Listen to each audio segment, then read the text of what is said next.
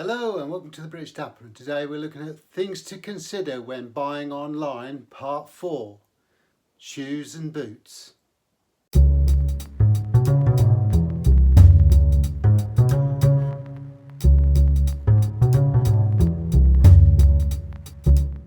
So it's the fourth and final video in a 4-part series on buying things online and things to consider. And today we're looking specifically at shoes and boots. And when you're buying online, it's true to say you can get some fantastic deals online, especially in the pre-worn market. However, there are things to consider when you're doing that, and that's what we're going to cover today. So when we're buying online, bear in mind that a lot of the sites are amateur sites, so you're dealing with somebody that has found a pair of shoes or have a pair of shoes, or they're selling them for a friend and they put them onto eBay or another platform for selling second-hand items. They won't necessarily have the professional expertise to explain everything in detail or take very accurate photographs, so you need to take that into consideration when you're looking at items online. So for example, here we have a pair of Loke shoes and very little wear on them. In fact, most of this wear is from me wearing them over the last couple of days. But the things to consider is this stitching here. Now you can see clearly in here there is no damage there. Okay. The photograph of these might not be so clear to pick that out, and when you get them they might look a little bit like this. Now you'll notice in the top part of the actual photograph you can see in the toe area on the sole the stitching has been broken. Now ordinarily that doesn't necessarily mean that they're not a bad pair of shoes to buy. It just means that you need to factor into your purchasing that you'll need to have them resoled and restitched. So if you want something that you can wear and you don't have to do that, then obviously you'd avoid that pair of shoes. But some of the photographs and the angle they're taken from, it might not be as clear as that. And some less scrupulous suppliers or providers, shall we say, deliberately angle the camera in such a way that you can't actually see those sort of spots on the shoes. Okay, so the difference is clear to see. So if you can't see this area on the photograph or on the images, then it might be worth asking them to take photographs again, or ask them, is there any damage to the stitching, before you make a bid or purchase them, because you might end up buying a pup, because when they arrive they might need to be resoled on top of the additional cost. And if they're leather soled shoes, they're not cheap to have resoled in the first place. Similarly, the heel area here, they can wear down, and if the image is not clear enough to show you that there is no beveling as such in the heel area and no wear on the heel unit, then they might need rehealing. So cracks in the uppers and stuff like that are also something to be looked for on those images. Okay. Now when it comes to suede shoes are one of those things where if they're nice and bright coloured like this, then, and the images are clear, you can clearly see the soles potentially. But with suede, unfortunately, if you get food or staining on the surface of the shoes on the top, that will stand out, and you might, or grease marks, and you might not necessarily pick them out in the image. So just be very careful of that one when you're buying dark brown and dark black suede shoes. So when it comes to boots, now boots are very similar to shoes when it's buying online. So these are a pair of Oliver Sweeney boots that I bought. They are closed stitched and the stitching is intact. The heel's in reasonably good condition. No break in the stitches. That's something else to consider for boots and shoes. Sometimes there might be a little bit of wear or a loose thread. The medallion's nice and clear. No real major cracks in the actual shell of the shoe in the upper area. So these are a reasonably good pair of shoes or boots to buy. Obviously if the laces need replacing, that's neither here nor there because you probably want to change them anyway at some point. So something to consider though is, have they been looked after? Have they been abused? Is there any sign of mould or mildew on the shoes or on the soles and dust debris in the recesses of the shoe? Because that's a good indication of how well they've been treated in the past. And if you're going to buy a pair of shoes, and some of the second-hand shoes can be in the £100, £200 mark. Recently, about a year and a half ago, I sold a pair of shoes online for about £450 second-hand. Admittedly, they would have fetched a lot more, but on eBay the market doesn't really look for that sort of high quality shoe.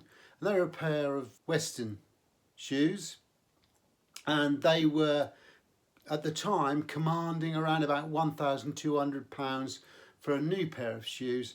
So I didn't think it was unreasonable that they sold for £450. They had very little wear, they were triple soled, they were in really good condition, and anybody buying them would clearly see from the images I took every single aspect of the shoe and the angle of the shoes, including the sole units. Now, through my course of buying shoes online, I have come across a number of things that really I just want to highlight to you. And one is sometimes they don't show you the sole unit at all. And sometimes that can really be very awkward because you think you're buying leather soled shoes and they could end up actually being man-made soles or rubber sole units. So if you're not sure, jot the seller a line and ask them to clarify, are they leather soled, are they rubber soled units. So Day Night is a great example, a lovely pair of shoes, and a lot more shoes are going for a Day Night or Vibram sole unit on a welted shoe, which is great because it gives you durability. But if you don't want that look and you want a more slimlined look, then maybe those rubber soled units might be for more rugged outdoors type wear. So you want to maybe ask that question. And also, rubber does wear down just as much as leather, and sometimes those sole units will still need to be replaced and restitched, because over time you'll wear them down or somebody else has worn them down and the stitches become exposed to the surface of the floor and eventually they erode and they break through, as you might be able to pick up on this leather pair here. And it's no different with rubber soled shoes or boots. Now, while we're on the subject of shoes and boots, something to consider when you're buying a pair of, for example, brogued shoes or boots is whether they're designed for what we call a town wear or a country wear. So if they're a town or city wear, then they generally have a very sleek profile and the brogans very small holes. and that gives you a slimmer silhouette to the shoe, and the brogue is very fine detailed. Whereas a country brogue tends to use a much more thicker welt and maybe a thicker sole unit for a triple sole, for example, and the brogue holes tend to be a lot larger, and they're more for the countryside, and there is a distinct difference between the two. So country wear, town wear, and it goes the same with boots as well. Some dress boots will use broguing on them as well. So not that it's going to deter you in either way, I suppose, but if you're going to buy a pair of boots for more formal wear in a town or a city to go with a suit, then you're looking for a more slimlined look and small brogue holes.